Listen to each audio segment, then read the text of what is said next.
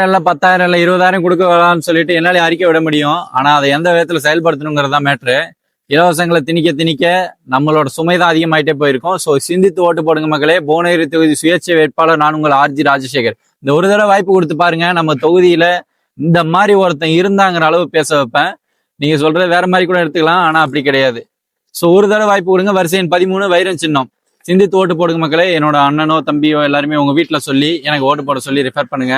உங்களோட friend circle, நீங்க வேற தொகுதியில இருந்தாலும் புவனகிரி வாக்காளர் பெருமக்களுக்கு இந்த வீடியோ ஷேர் பண்ணி அவங்களே ஓட்டு போட சொல்லுங்க மக்களே. மறந்துடாதீங்க, மறந்தும் இருந்துடாதீங்க.